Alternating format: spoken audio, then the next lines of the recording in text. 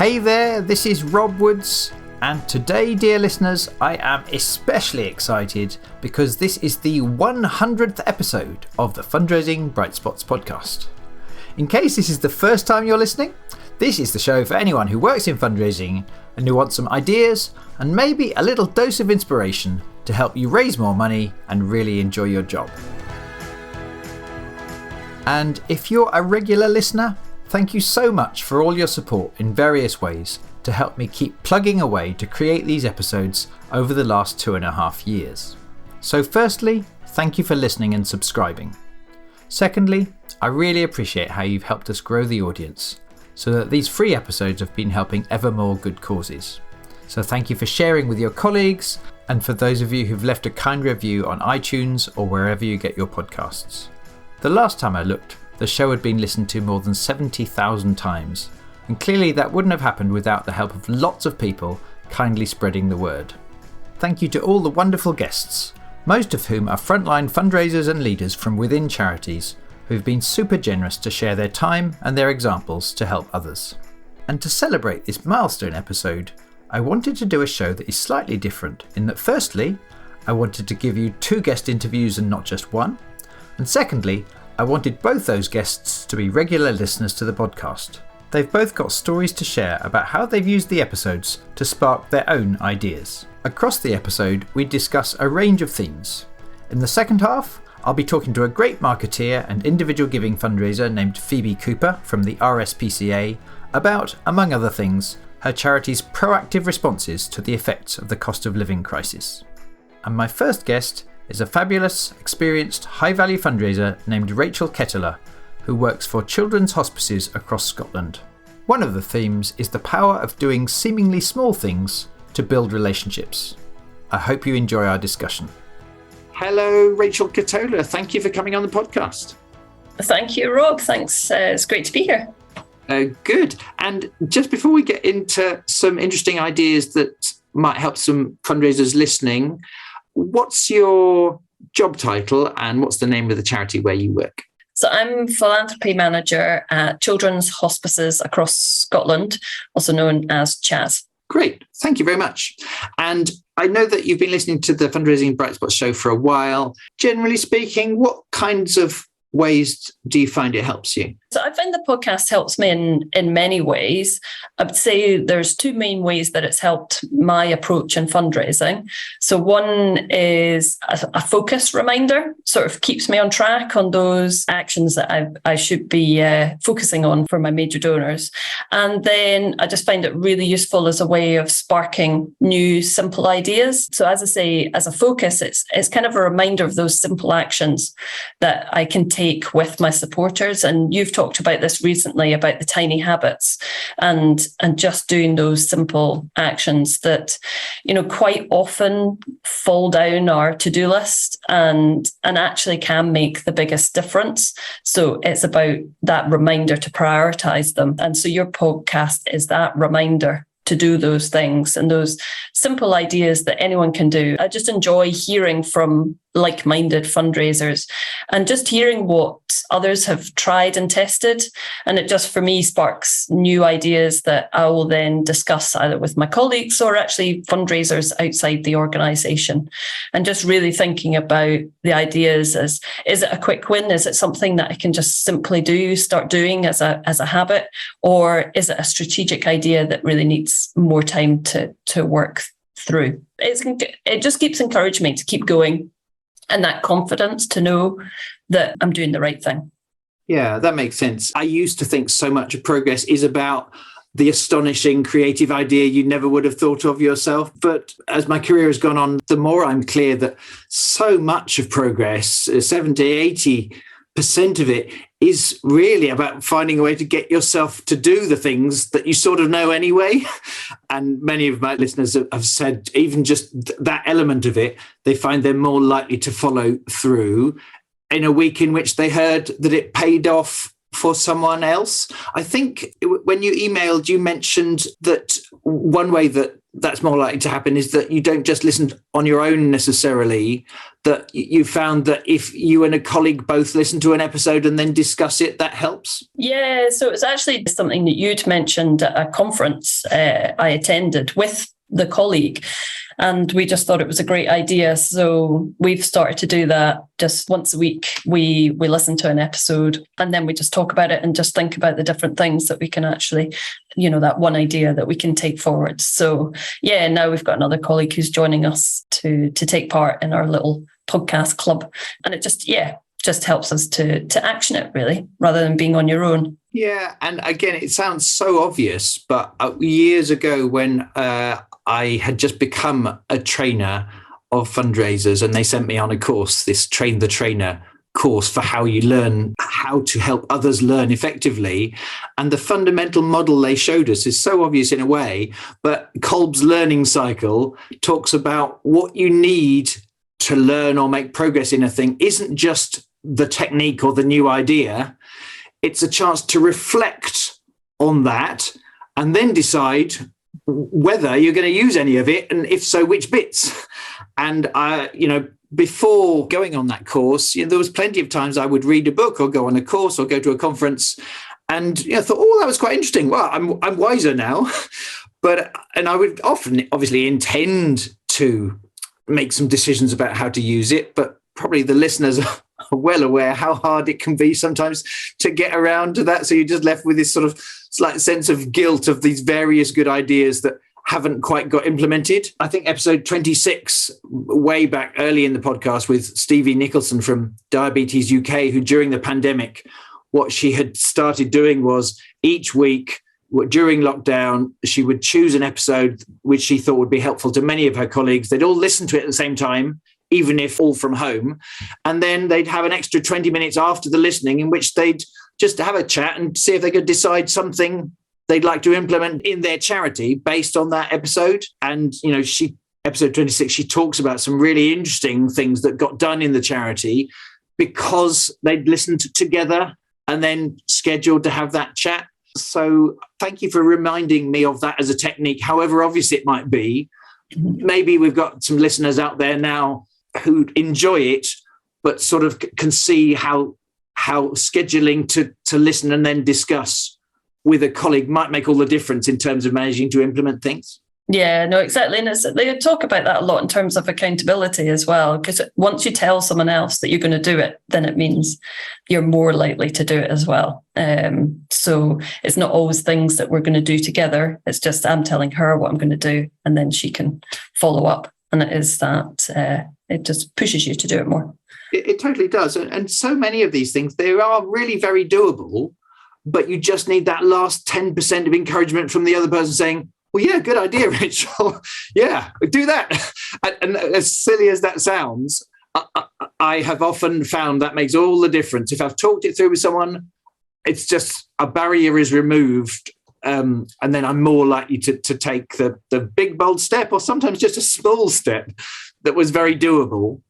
It's just more likely to happen. So I love that as a habit you've been using. In terms of specific things that you could point to or fundraising stories you're proud of over the last few months, what's an example you might like to share? Yeah, so the example I have is, so one supporter had a direct debit for £50 a month, but he also gave £1,000 twice a year. He donated £1,000 in December 2019. It wasn't long after I'd started at Chaz. And so I'd sent him a handwritten thank you, which I normally do with all my donors. Then the pandemic hit and he donated £500 in that March. And I called to thank him. And the next day he donated a further £500. Then over the next 12 months, I just continued my personal communications with him in terms of stories and impact updates and a few phone calls until last May in 2021, when out the blue, he contacted us to say that he was cancelling his £50 a month donation and he was changing it to £1,000 a month, which was just absolutely incredible. It was just in January this year that I managed to meet with him face to face for the first time. And I asked him why he supported Chaz. But he answered the question with why he changed his giving. And he said that he'd never received a handwritten thank you letter before. And that he'd even called his wife in from the room next door to show her because he was so surprised. And so the lesson I learned from that was that for me, a handwritten card is a simple thing to do. I don't think about it that much. It's just what I do. But for him, it was massive. And those simple things that we take for granted actually on the other side mean so much more. I mean, you talk a lot about wowing your donors, and I had wowed him without knowing that I would.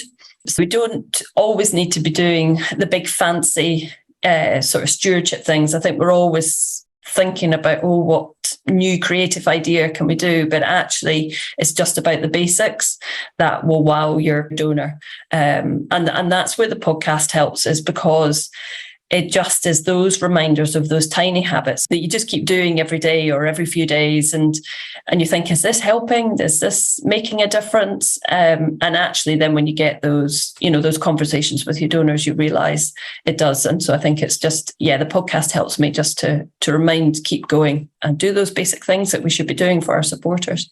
Congratulations, Rachel. This is, it all adds up though, doesn't it? The discipline to take the time, because one time you might try and call and there's just no answer. That might happen 3 times, mightn't it? To keep plugging away, being organised and caring and doing it for the right reasons. All of that actually, it's not easy. And many relationship managers don't quite get round to doing it very often or at all. So even though the idea sounds obvious and most of us would hope we would do it, in practice, I've found it can be really quite hard to really follow through on that and everything that is required to do it. So congratulations on treating your donors in these really warm, proactive, appreciative ways.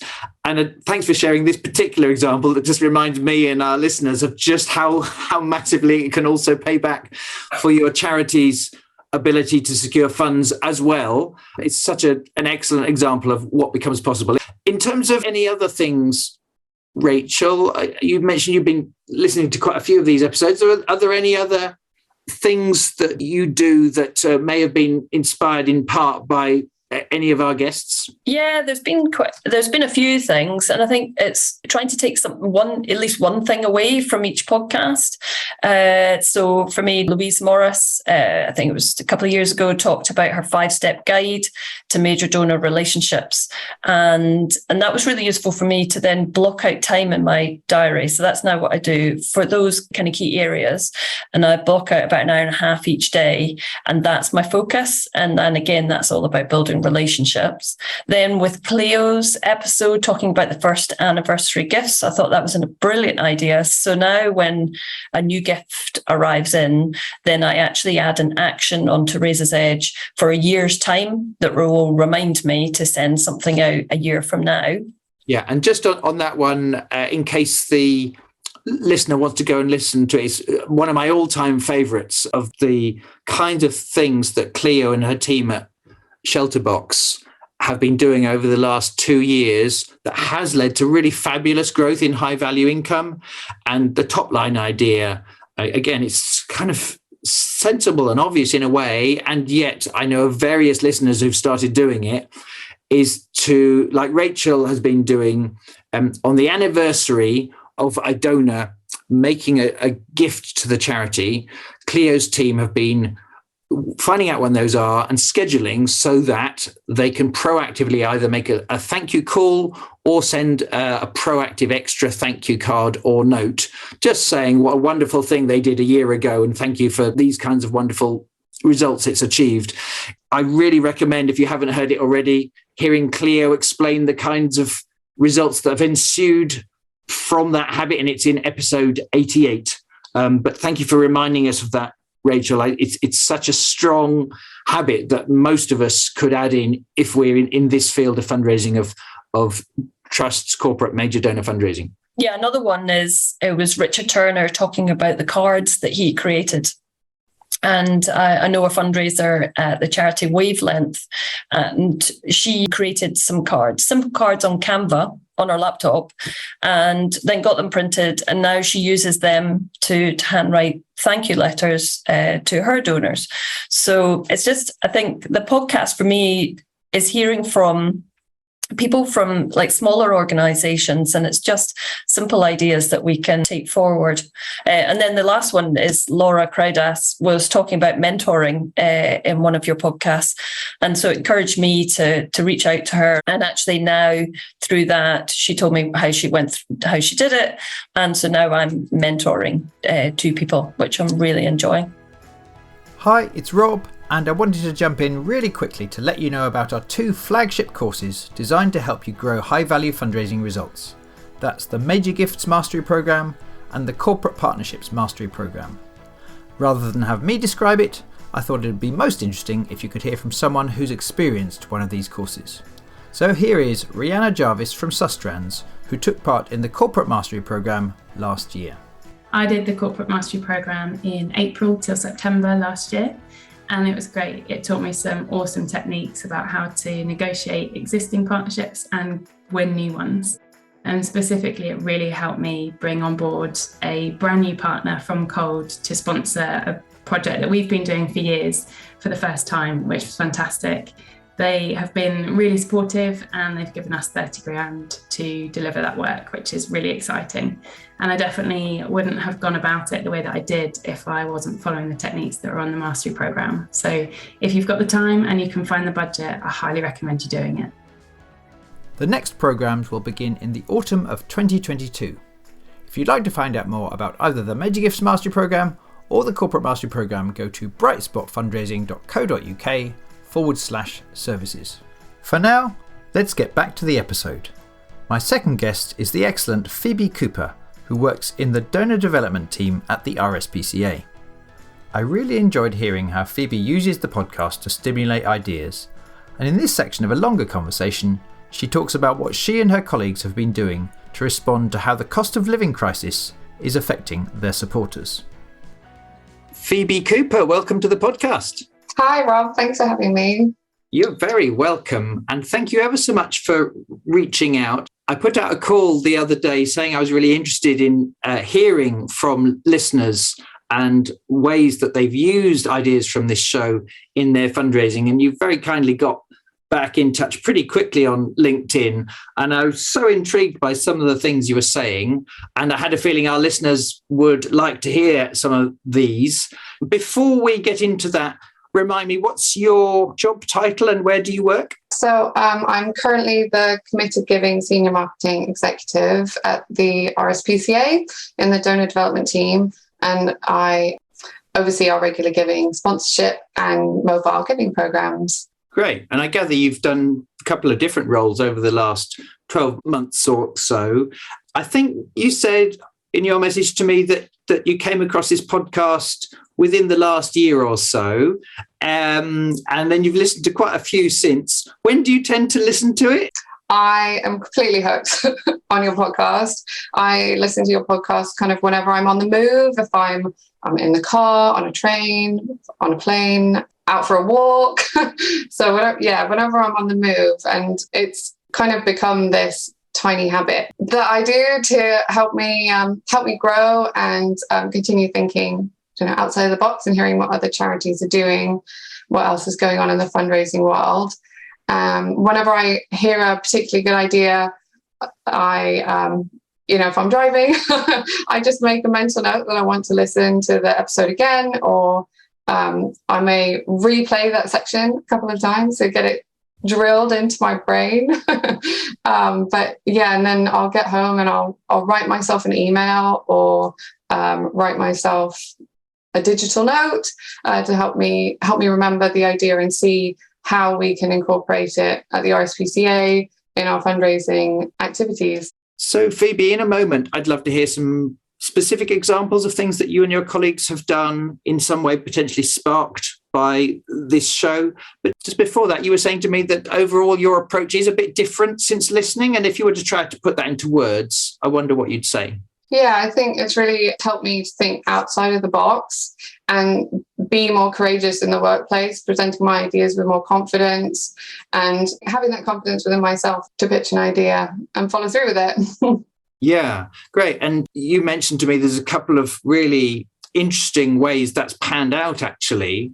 If you were to give us a particular example of one of the themes that you found helpful, what would that first one be? The first theme is definitely the obstacle is the way. It's become a bit of a mantra for me.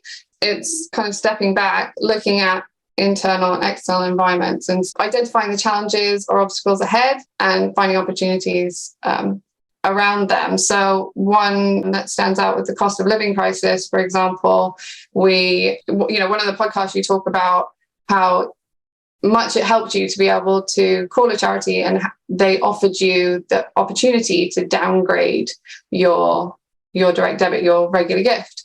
So with that at the forefront of my thoughts, I had some chats internally and we worked with the support services team to incorporate the payment holidays and options so that when someone calls to cancel now, our support services team are able, we've built those processes in so they're now able to offer these payment holidays or alternatives, downgrade or an alternative to help the supporters still be able to be involved in a way that is manageable for them.